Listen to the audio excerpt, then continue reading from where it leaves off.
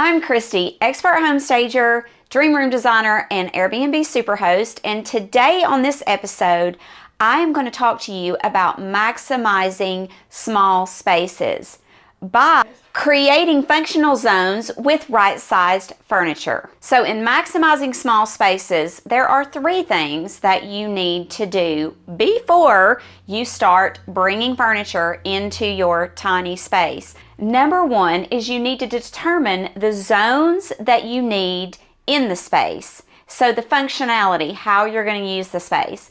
The second thing that you're going to need to do is to map out those boundaries of where those zones are going to be. And then the third thing that you're going to need to do is measure what the furniture size should be for those particular zones. So I'm going to walk you through that process today.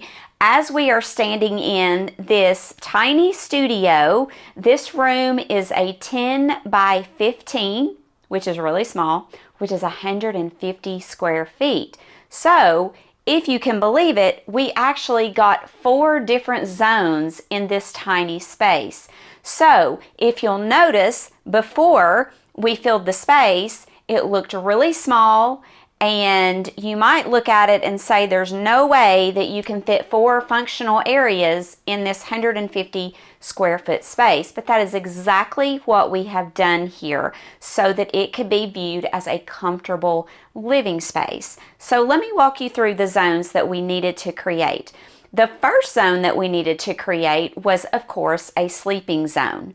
We also needed to create a lounging zone because nobody just wants a studio apartment without some ample seating, some comfortable seating. And thirdly, we had to create a dining space that could also double as a workspace. And then lastly, we needed to create some closet space because in this tiny room, there are some shelves back in the kitchen, but there was no closet to hang any clothes or store anything really, as far as hanging clothes and things like that. So we actually accomplished all 4 of those zones in this 150 square feet. So let me walk you through each of those zones and how we determined where those zones would be in this footprint. So as we enter the space, we have created a very comfortable, very small, I think this couch is about 54 inches wide, something like that. But it's very functional, and you could probably even lay down on it if you want your legs to hang off. And then you've got a TV viewing area here. So we did want to make sure that we represented where the TV would go so that you could see the TV from the sleeping area and the lounging area. So this is one zone, and of course we've left ample walkway because a lot of you know how I feel about walkways and respecting the boundaries of your room. So this walkway we have left open to the bathroom and on around to the kitchen. So the next zone we have created is our dining zone here. Now, of course, we did find a super narrow table where the bar stools would fit completely under, so they would not be out in the walkway. And we have just created a really cute space here. This could be used for so many different purposes. So obviously, the primary purpose that we have created here is to eat, but you could easily remove this. You could sit here, you could do your makeup, you could sit here, do your homework, you can, do your office work, whatever you need to do. This is really a good space to do that. And even sitting here, you still have good view to the television. So that was important that we kind of showed the flow of all of that. And then over here, we have placed a bed, and this is a full-size bed because this is a one-person studio apartment. And so we have shown that if we put the bed here, we can back the couch straight up to it, and we have got ample sleeping space and ample space to get out of the bed either on that side or on this side. And then lastly, we've created a little closet area here. So there wasn't a closet, so we purchased a portable closet, and that's not a huge amount of space, but it's better than no space at all. And that leaves someone room to hang all their clothing and have some space there. and then I will just go ahead and show you this area here, which is the kitchen. Now, we've also used a shelf here to show that you can, obviously maximize your space here. You can use that for clothing or storage.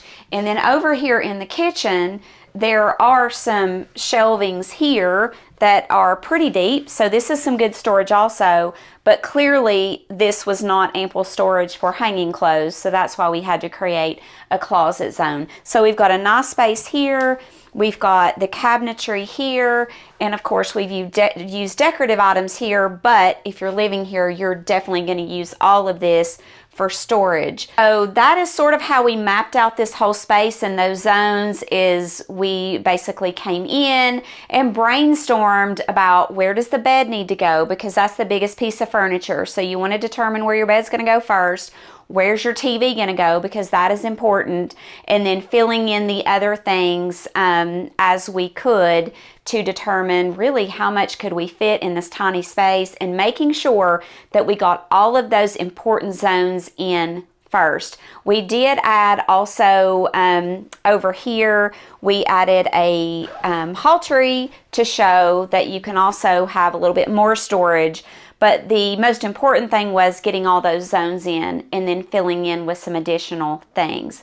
Now, the very last thing that you do after you basically come up with all the zones that you need, and then you map out kind of where those zones going to be, before you start bringing furniture in, you need to measure. So you need to measure out all of those areas, and that's what we did here. So we basically got our tape measure out and got our Google search engine out and said, how big is a full-size bed?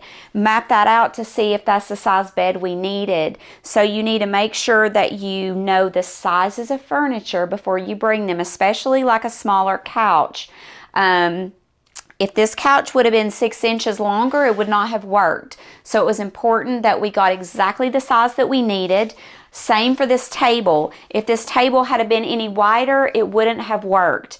We could have gone with a little bit of longer table, but the depth was what was most important to make sure that we stayed within the boundaries. So we wrote that down and wrote those measurements down for the table, the bed, the couch, and then of course over here we knew that this would be a closet wall, and so we had to determine what size closet will actually fit on that wall, so that you could still walk through this space comfortably, because a lot of the closets were deeper than this one, and we want to make sure that we've got ample space here, that we're not, making everything too cramped. So that is super important. There are so many times when people go buy furniture and they have no idea what size furniture they need, and sometimes they don't even know what furniture pieces they need. So just make sure, especially if you are furnishing a tiny space, that you are mapping out every single piece so that you know exactly what you can bring in, and what you buy is going to be the right size for the space. So take a look at the finished photos, and good luck on your next tiny space project.